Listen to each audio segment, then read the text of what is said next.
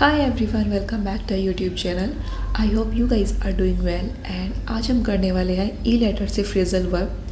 So start करते हैं बिना किसी देरी के. पहली फ्रेजल वर्ब हमारी ईज़ ऑफ या फिर ईज़ अप करना. इसका मतलब होता है कोई चीज़ ढीला पड़ना या फिर कोई चीज़ कम होना. ठीक है, किसी की इंटेंसिटी को कम करना. For example, the rain ease off in the evening. शाम के टाइम बारिश जो है वो कम हो गई. ठीक है. The traffic ease off after 9 PM. रात 9 बजे के बाद ट्रैफिक कम हो गया. The pain is easing up now. अभी दर्द कम हो रहा है. ठीक है, इस तरह में इसको यूज़ करता है ease off and ease up. मैंने दोनों एग्जाम्पल दे दिया आपको. क्लियर. नेक्स्ट हमारा है ईट आउट. ईट आउट का मतलब होता है जब आप खाना खाने बाहर जाते हो. ठीक है, जैसे कि रेस्टोरेंट में जाना या फिर कहीं आउटिंग के लिए जाना. ठीक है. We decided to eat out today. हमने डिसाइड किया कि आज हम खाना बाहर खाएंगे. ठीक है. Do you want to eat out और स्टे इन. क्या आप खाना बाहर खाना चाहते हैं या फिर घर पर रहना चाहते हैं. Do you want to eat out और stay in. They often eat out on weekends. वे कभी कभी वीकेंड पर बाहर खाना खा लेते हैं. ठीक है, इस तरह इसको यूज़ कर सकते हैं. नेक्स्ट हमारा है एंड अप. एंड अप का मतलब होता है फाइनली कुछ करना. ठीक है, लास्ट में आके कुछ करना या कुछ होना. ठीक है, जैसे कि she ended up becoming a lawyer. ठीक है, वह अंत में एक वकील बन गई. We ended up staying late. हम देर तक रुक गए. He ended up failing the exam. वह परीक्षा में फेल हो गया. ठीक है, तो इसको हम इस तरह यूज़ करते हैं. Next is enter into. Enter into का मतलब होता है जब कभी आप किसी फॉर्मली चीज़ के अंदर एंटर करें. अदरवाइज हम एंटर की जगह एंटर हम यूज़ कर रहे हैं कहीं अंदर जाने के लिए, किसी रूम में जाने के लिए, तब हम इनटू का यूज़ नहीं करते. लेकिन अगर हम फॉर्मली किसी चीज़ के अंदर एंगेज हो रहे हैं, मतलब किसी जैसे कि कोई एग्रीमेंट हो या फिर कोई रिलेशनशिप हो. ठीक है, या फिर कोई नेगोशिएशन हो, तो वहाँ पे एंटर इनटू यूज़ करते हैं. अदरवाइज हम एंटर ही यूज़ करते हैं, इनटू इसको साथ नहीं लगाते. ठीक है, फॉर्मली अगर हम एंटर करें किसी काम में तो हम एंटर इनटू यूज़ करेंगे. जैसे कि they enter into an agreement. उन्होंने एक समझौते पर प्रवेश किया. एग्रीमेंट की बात आ रही है. She entered into are new relationship. वह एक नया रिश्ता शुरू करने जा रही है. The company entered into negotiation. Company ने बातचीत शुरू करी नेगोशिएशन के लिए. ठीक है, तो इस तरह हम फॉर्मली हम कुछ चीज़ कर रहे हैं तो हम यूज़ करेंगे into. Next is embark on. Embark on का मतलब होता है किसी नए काम की शुरुआत करना. ठीक है. He embark on a new journey. उसने एक नई यात्रा शुरू की. She embarked on her career in 2010. उसने 2010 में अपना कैरियर शुरू किया. ठीक है. They embarked on a major project. उन्होंने बहुत ही बड़ा प्रोजेक्ट शुरू किया. क्लियर. इस तरह यूज़ करेंगे एम्बार्क ऑन को. Next is and in. And in का मतलब होता है कोई चीज़ ख़त्म होना, इसका रिजल्ट जो है वो ख़त्म हो जाए पर्टिकुलर वे के अंदर. क्लियर. जैसे कि the debate ended in confusion. तो किसके अंदर वो चीज़ ख़त्म हुई है, कन्फ्यूज़न के बीच में ख़त्म हो रही है. एक पर्टिकुलर वे है जिसमें वो ख़त्म हो रही है कन्फ्यूज़न के अंदर, या फिर मैच ड्रॉ हो गया, या फिर कोई चीज़ बहुत ही तबाही के साथ ख़त्म हुई. ठीक है, तो उसको हम बोलेंगे and in. The debate ended in confusion. जो बहस है वो कन्फ्यूज़न में समाप्त हुई. The match ended in a draw. जो मैच था वो ड्रॉ के साथ ख़त्म हुआ. ठीक है, तो कोई रिजल्ट तो आया नहीं, बट एक पर्टिकुलर वे के अंदर वो रिजल्ट आ गया, ड्रॉ हो गया, कंफ्यूज हो गए, इस तरह. Clear. Next is egg on. Egg on का मतलब होता है किसी चीज़ को उकसाना, कुछ काम गलत करने के लिए. ठीक है, किसी भी चीज़ को अगर आप किसी इंसान को बार बार उसको इंस्टिगेट कर रहे हैं कि करो ये काम करो, प्रोवोक करना उसको. ठीक है, उसको बोलेंगे egg on. He egg his friend on to break the rule. उसने अपने दोस्त को नियम तोड़ने के लिए उकसाया. Clear. Don't egg them on for a fight. उन्हें लड़ने के लिए मत उकसाओ. ठीक है. या फिर बोल सकते हैं she egged him on during the argument, उसने बहस के दौरान उसे उकसाया। तो इस तरह इसको यूज़ करते हैं एग ऑन को। Next is ease into. Ease into का मतलब होता है to gradually become familiar with something, धीरे धीरे आप उस एनवायरनमेंट से, उस चीज़ की आदत डालें कि आप अगर कहीं आप काम करने जा रहे हैं तो आप धीरे धीरे उस चीज़ को कंफर्ट जोन में आने की कोशिश करोगे, अपने धीरे धीरे उसको अपने अडेप्ट करना शुरू करोगे अपने एनवायरनमेंट को, ठीक है। तो उसको बोलते हैं ease into. She eased into her new job, वह धीरे धीरे अपनी जो नौकरी थी उसमें ढल गई। या फिर बोल सकते हैं she eased into public speaking, वह धीरे धीरे सबके सामने बोलने में उसने मतलब आदत डाल ली, ठीक है, सार्वजनिक बोलने की आदत डाल दी। She is into public speaking, धीरे धीरे बोलना सीख गई है, फिर बोल सकते हैं पब्लिक में। एज आउट, एज आउट का मतलब है to defeat someone by a small amount, बहुत ही मामूली अंतर से किसी चीज़ को हराना, ठीक है। She edged out his competitor, उसने अपनी जो प्रतियोगिता थी उसको बहुत ही हल्के से मामूली से अंतर से हराया। Our team edged out the rivals, हमारी टीम ने विरोधियों को हरा दिया, चाहे वो 1 पॉइंट से 2 पॉइंट से, पर उसको हरा दिया, ठीक है। She edged out her classmate in the test, उसने अपने टेस्ट क्लासमेट को एज आउट किया, कहीं के अंदर टेस्ट के अंदर अपने क्लासमेट को हरा दिया। Next is end of. End of का मतलब होता है कोई फिनिश होना या ख़त्म होना, ठीक है।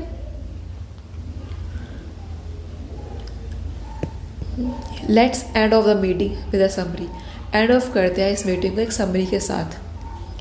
She ended off her speech with a quote, उसने अपनी स्पीच को ख़त्म किया एक कोट के साथ, ठीक है। तो मैं लास्ट में क्या पढ़ा था उसको बताना, और इसमें कन्फ्यूज़न क्या है ये क्लियर करना। दोनों का मतलब सेम ही है, बस हर का मतलब होता है, कहीं हम एंड ऑफ यूज़ कर लेते हैं, कहीं एंड इन यूज़ कर लेते हैं, ओके। जब एक पर्टिकुलर वे में मतलब मोर, अगर हम थोड़ा सा वैसे डिटेल में जाए तो अगर पर्टिकुलर वे के अंदर हो रही है ख़त्म, मतलब कि कुछ कंक्लूजन आ ही नहीं रहा, कन्फ्यूज़न में ख़त्म हो गई या फिर ड्रॉ के अंदर ख़त्म हो गया, ठीक है, तो हम एंड इन यूज़ कर लेंगे। अदरवाइज अगर हम समाप्त कर रहे हैं कुछ कंक्लूड करके, ठीक है, तो हम एंड ऑफ यूज़ कर लेंगे। Next is explain away. Explain away to try to justify or makes excuses for something, किसी चीज़ को सफाई देना या बहाना बनाना, हम ट्राई कर रहे हैं जस्टिफाई करने के अपने एक्शन को या बहाना बनाने के जो ने कुछ किया है गलत। She tried to explain away his meeting, उसने अपनी गलती सफाई देने की कोशिश करी। हम बोलते हैं मुझे कोई क्लैरिफिकेशन नहीं चाहिए, मुझे कोई एक्सप्लेनेशन नहीं चाहिए, तो उसका हम यूज़ करते हैं I don't want any explanation, बोलते हैं ऐसे सिंपली, तो हम ऐसे यूज़ कर सकते हैं। He try to explain away his meeting, उसने अपनी गलती को एक्सप्लेन करने, अपने क्लैरिफाई करने की कोशिश करी। जैसे कि don't explain away your laziness, मुझे वो एक्सप्लेन मत करो अपनी सफाई, आलस से, जो आलसी हो तुम उसकी सफाई मुझे मत दो, don't explain away your laziness.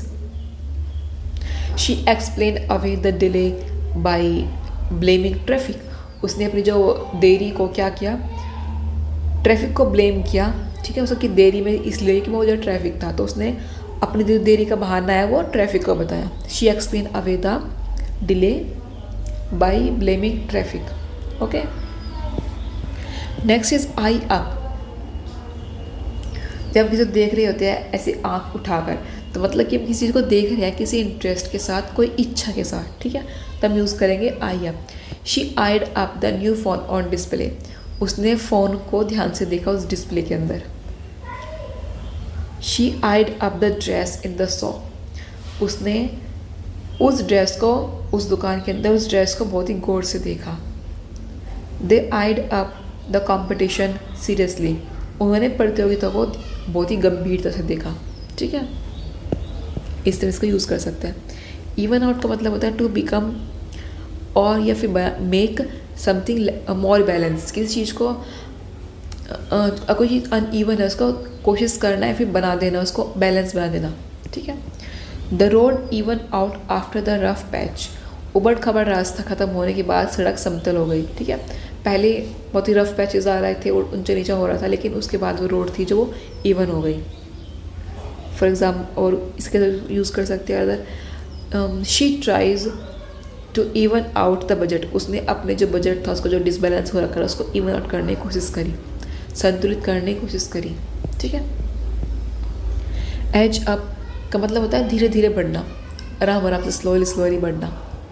Petrol prices are edging up again, अब जो पेट्रोल प्राइस थे जो धीरे धीरे बढ़ रही है, या कोई गाड़ी चल रही है धीरे धीरे चल रही है। ठीक है। इन्फ्लेशन है, महंगाई है, वो धीरे धीरे बढ़ रही है। टेम्परेचर जो है वो धीरे धीरे बढ़ रहा है, तो कैसे यूज़ कर सकते हैं, the temperature edged up in the afternoon, दोपहर में टेम्परेचर आराम आराम से बढ़ता है। Inflation is edging up month by month, inflation जो है वो महीने दर महीने बढ़ रही है। Petrol price are edging up again, फिर से पेट्रोल प्राइस बढ़ रही है। ईज आउट का मतलब होता है to remove something gently from position. Ease out करना, ईज मतलब आराम से, आउट मतलब बाहर निकालना, तो किसी चीज़ को आराम से उसकी पोजीशन से हटा देना। ठीक है। जैसे कि he was eased out of the company, उसे धीरे से कंपनी से बाहर निकाल दिया। ठीक है। ऐसे नहीं एकदम धक्के मार के, पर यह धीरे धीरे उसको करके कंपनी से बाहर निकाल दिया, उसके अगेंस्ट कुछ भी करके। They eased out the old manager politely, उसने पुराने मैनेजर को शालीनता के साथ, पोलाइटली के साथ हटा दिया। ठीक है। She was eased out of the project, वह प्रोजेक्ट से धीरे धीरे बाहर कर दिया इसको। Next is and around. And around का मतलब होता है टू बाईपास रूल्स और avoid something directly. And around मतलब उसे चुगड़ते हो गया, लेकिन कि उस चीज़ को थोड़ा सा टालना, अवॉइड करना, डोजअप करना उस चीज़ को। ठीक है। They try to end around the approval process, उन्होंने जो अप्रूवल प्रोसेस थी उसे चकमा देने की कोशिश करी, उसको अवॉइड करते रहे। ठीक है। ये बोल सकते हैं you can't and around the system, तुम सिस्टम को नहीं टाल सकते। You can't and around the process, तुम इस प्रोसेस को नहीं टाल सकते। ठीक है। You can't and around the consequences, तुम इसके नतीजों को नहीं टाल सकते। ठीक, अवॉइड नहीं कर सकते, जो होना है वो होगा, अवॉइड नहीं कर सकते, तो कोशिश भी मत करो उस चीज़ के लिए। एंगेज इन का मतलब होता है to take participate in an activity. Engage होना, एंगेज हम बोलते हैं एंगेजमेंट का मतलब होता है कि उसका बन चुका है, वो उसके साथ उसका मतलब कनेक्शन हो चुका है। ठीक है। तो इस तरह हम किसी चीज़ के अंदर बढ़ रहे हैं, किसी पार्टी किसी एक्टिविटी को हम काम कर रहे हैं, तो उसके अंदर हम एंगेज हो रहे हैं, तो अभी उसका engage in. They engaged in a heated debate, उनमें बहुत ही हीटेड मतलब तीखी, बहुत ही लड़ाई वाली बहस हो गई शुरू। ठीक है।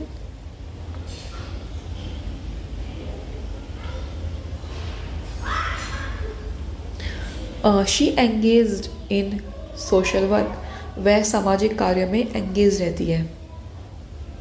Don't engage in argument unnecessary, कोई ज़रूरत नहीं है आर्ग्यूमेंट में पढ़ने के लिए। ठीक है। Don't engage in argument unnecessary. Next is empty out. Empty out मतलब पूरी तरह से खाली कर देना, बिल्कुल ख़त्म कर देना उसके अंदर से। She emptied out his drawer, उसने मुझे पूरी दराज थी, पूरी ड्रॉअर जो सारा सामान निकाल के बाहर उसको ख़त्म कर दिया। ठीक है। Just empty out the bag before packing, packing से पहले इसको पूरा खाली कर दो, उसके बाद से पैकिंग स्टार्ट करो। The shop emptied out by night, जो रातों रात तो दुकान है वो खाली हो गई। Clear. Next is emerge from. Emerge from का मतलब होता है किसी चीज़ से बाहर आना, जैसे कि the butterfly emerge from the cocoon, जो तितली थी वो कोकून से बाहर आ गई। He emerge from the accident safely, वह दुर्घटना से बाहर आ गया। दे एमर्ज फ्रॉम पोवर्टी, वे गरीबी से बाहर आ गई। ठीक है। तो इस तरह से यूज़ करते हैं emerge from. Next is enlarge on. Enlarge करना मतलब बड़ा करना, विस्तार करना। तो कोई बात बोलना बहुत ही ज़्यादा विस्तार में, बहुत ज़्यादा डिटेल में एक्सप्लेन करना किसी चीज़ को। Can you enlarge on that point, क्या आप उस पॉइंट को एनलार्ज विस्तार में बता सकते हो। She enlarge on her plan for the event, उसने अपने प्लान को, इवेंट जो प्लान करने वाली है उसको बहुत विस्तार में समझाया। She enlarged on the topic in his lecture, उसने उस टॉपिक को, अपने जो लेक्चर जो ले रही थी उस टॉपिक को बहुत ही एनलार्ज, बहुत ही डिटेल वे के अंदर समझाया। Clear. Next is enter upon. Enter upon का मतलब होता है कि कोई चीज शुरू करना, ठीक है।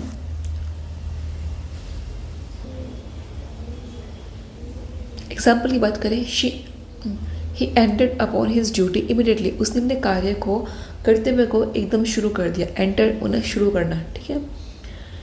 They entered upon the journey with confidence, उन्होंने आत्मविश्वास के साथ अपनी जर्नी को शुरू किया। She entered upon a new phase of life after marriage, उस शादी के बाद वो अपने नई फेज लाइफ के नई फेज में एंटर कर चुकी है, ठीक है।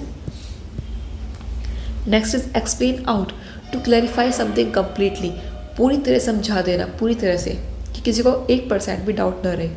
She explain out the whole situation, उसने पूरी परिस्थिति को समझा दिया। He explain out the theory in detail, उसने पूरी थ्योरी को डिटेल के अंदर समझा दिया। The teacher explain out all the formulas, teacher ने सारे के सारे फार्मूलाज को बहुत ही अच्छे तरीके से समझा दिया, ठीक है। तो हम इसका यूज़ करते हैं एक्सप्लेन इट आउट। जैसे मैं कह सकती हूँ, I am trying to explain out the sheet, मैं आपको शीट समझाने की कोशिश कर रही हूँ पूरी तरीके से। Next is edge in. Edge in का मतलब है to manage or see something in a conversation.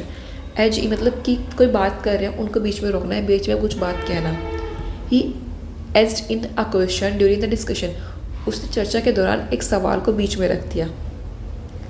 जैसे बोलते हैं बीच में मत बोलो, तो उसको बोलते हैं डोंट एज इन, ठीक है, बीच में मत बोलो। या फिर बोल सकते हैं she aged in a quick remark, मतलब उसे बहुत ही तेज टिप्पणी के साथ बीच में कर दी। एक टिप्पणी थी, मतलब टिप्पणी को सॉरी, एक बहुत ही ना रिमार्क दिया, हिंदी में समझ इंग्लिश में समझ रहा, एक रिमार्क दिया बातों के बीच में। Next is ease away. Ease away का मतलब होता है कोई चीज़ को कम करना, स्लोली आराम से, ठीक है। जैसे कि example, the crowd ease away after the speech, वो जो भाषण के बाद स्पीच के बाद जो वहाँ की मॉब थी, जो क्राउड थी, वो भीड़ थी, वो धीरे धीरे कम हो गई। Pain ease away with rest, आराम करने के बाद जो मेरा दर्द था वो कम हो गया धीरे धीरे। नेक्स्ट इज एज फॉरवर्ड, कोई चीज़ आगे बढ़ना, व्हीकल बोल सकते हैं, कार बोल सकते हैं, ठीक है। जैसे कि या कोई इंसान आराम से चल रहा है, उसको भी एज फॉरवर्ड बोल सकते हैं। The car edge forward in traffic, जो कार है वो धीरे धीरे चल रही है ट्रैफिक के अंदर। She edge forward in line, वो धीरे धीरे लाइन में आगे आ रही है। She edge forward on the stage, वो आराम से स्टेज की तरफ बढ़ रही है, ठीक है। तो एज फॉरवर्ड मतलब किसी चीज़ की तरफ आराम से बढ़ना। एंड आउट, एंड आउट का मतलब होता है अंत में कुछ खत्म होना, बहुत ही लेस कॉमन है, ठीक है। It ended out better than expected, यह उम्मीद से बेहतर निकला। थिंग्स एंडेड आउट पीसफुली, जो चीज़ें थी वो पीसफुली ख़त्म हो गई।